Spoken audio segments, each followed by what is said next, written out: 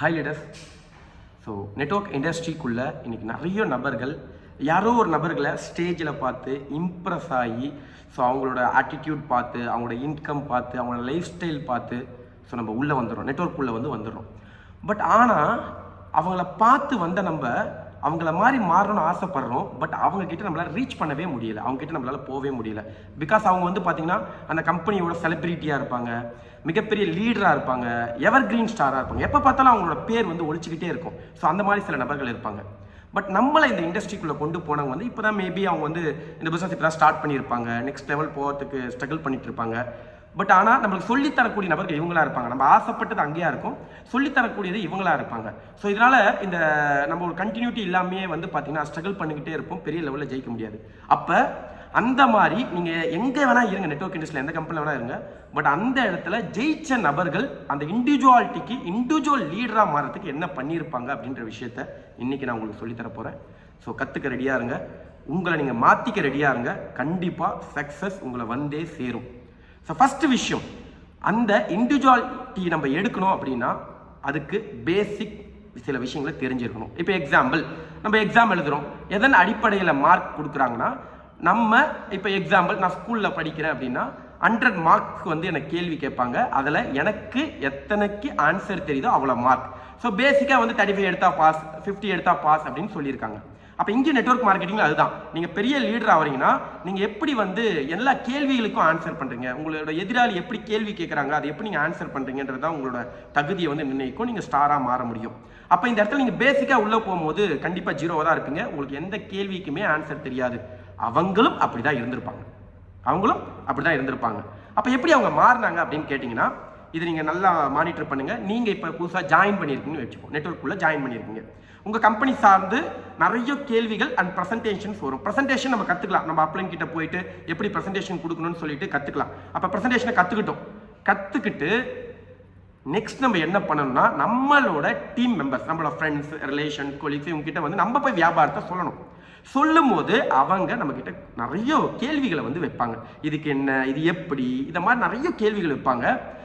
இந்த இடத்துல நிறைய பேர் தப்பு பண்ணுறதுக்கு காரணம் என்னன்னா, தன்னோட அப்ளைனை டைரக்டாக கூட்டு போயிடுறீங்க. இந்த இடத்துல கூட்டு போகக்கூடாது, அந்த இண்டிவிஜுவாலிட்டி எடுக்கணும். அந்த பெரிய லீடராக மாறணும்னா இந்த விஷயத்த பண்ணணும். இந்த ஃபார்முலா ஃபாலோ பண்ணுங்க. உங்களுக்கு தேவையான நேம் லிஸ்ட் எடுத்து அவங்க கிட்ட இந்த வியாபாரத்தை பற்றி சொல்லும் போது உங்களுக்கு அவங்க கேட்குற எந்த கேள்விக்கு, அதாவது அவங்க தான் கொஸ்டின் பேப்பர் மாதிரி, அவங்க கேட்குற எந்த கேள்விக்கும் ஆன்சர் தெரியல அப்படின்றது பிரச்சனையே கிடையாது. பட் அவங்க கிட்ட சொல்லிட்டு வாங்க, இந்த வியாபாரத்தில் நான் புதுசாக ஜாயின் பண்ணியிருக்கேன், என்னோட ட்ரீம் இதுக்காக தான் ஜாயின் பண்ணியிருக்கேன், நான் கண்டிப்பாக கற்றுக்கிட்டு வரேன், உங்கள் கேள்விக்கு எல்லாத்துக்குமே நாளைக்கு ஆன்சர் பண்ணுறேன்னு சொல்லிட்டு அங்கேருந்து வந்துருங்க. எவ்ரி நைட் உங்கள் அப்ளைன் கூட கம்யூனிகேஷன் இருங்க. அப்ளைன் கிட்ட ஃபோன் பண்ணி, சார் இந்த மாதிரி நான் ஃபீல்டுக்கு போனேன், இந்த மாதிரி அப்டக்கல்லாம் எனக்கு வந்துச்சு, இவ்வளோ கொஸ்டின்ஸ் ரைஸ் ஆச்சு, இதுக்கு எனக்கு ஆன்சர் சொல்லுங்கன்னு சொல்லிட்டு ஒரு நோட் எடுத்து, டைரி எடுத்து நோட் பண்ணுங்க. இப்போ எக்ஸாம்பிள் அவங்க 10 கேள்வி கேட்டாங்க, அந்த 10 கேள்வியை உங்கள் அப்ளைன் கிட்ட கேட்டு ஆன்சரை கெயின் பண்ணிட்டீங்க. முடிஞ்சா உங்கள் அப்ளைன் கிட்ட நேராக கூட போங்க, மேபி லாங்காக இருந்தால் நீங்கள் வீடியோ காலோ பண்ணி நீங்கள் டவுட் கிளியர் பண்ணீங்க. அப்போ கிளியர் பண்ணியாச்சு. அப்போ உங்களுக்கு இன்னைக்கு அவங்க கேட்ட 10 கேள்விக்கும் ஆன்சர் கிடைச்சிருச்சு. இப்போ நெக்ஸ்ட் என்ன பண்ணணும்னா, மறுநாள் அவங்களுக்கு ஃபோன் பண்ணி, சார் நீங்கள் கேட்ட கேள்விக்கு இதெல்லாம் ஆன்சர் கரெக்டாக இருக்கான்னு செக் பண்ணிங்க, உங்களுக்கு புரிஞ்சா வாங்க என் கூட சேர்ந்து பயணம் பண்ணுவோம், நம்ம சூப்பராக பண்ணுவோம்னு சொல்லிடுங்க. இப்போ நாலேஜ் கெயின் பண்ணிட்டீங்க. இப்போ நெக்ஸ்ட் அடுத்த ப்ரெசன்டேஷன் நீங்கள் போறீங்க. இப்போ அடுத்த ப்ரெசன்டேஷன் நீங்கள் போகும்போது அவங்க கேட்கக்கூடிய கேள்வியில் நல்லா திங்க் பண்ணி பாருங்க. அவங்களும் கேள்வி கேட்பாங்க, ஆனால் அவங்க கேட்கக்கூடிய கேள்வியில் உங்களுக்கு ஆல்ரெடி ஆன்சர் சம் கொஸ்டினுக்கு தெரியும். அப்போ நீங்கள் அங்கேயே என்ன பண்ணீங்க, ஆன்சரை சொல்லிவிடுவீங்க. இதான் சார் கொஸ்டின், நீங்கள் கேட்டதுக்கு இதான் சார் ஆன்சர் சொல்லிவிடுவீங்க. ஸோ அவங்க உங்களை எப்படி பார்ப்பாங்க, ஓகே இவர் குவாலிட்டியான நபர், இவரை கூட பயணம் பண்ணலாம்னு நினைப்பாங்க. சம் கொஸ்டின்ஸ் அங்கேயும் தெரியாது. உடனே வீட்டுக்கு உங்கள் அப்ளைன் கிட்ட ஃபோன் பண்ணி, சார் இந்த கொஸ்டின்ஸ்க்குலாம் எனக்கு ஆன்சர் தெரியணும், நான் நாளைக்கு சொல்லணும்னு சொன்னீங்கன்னா அவரு ஆன்சர் சொல்லுவார்.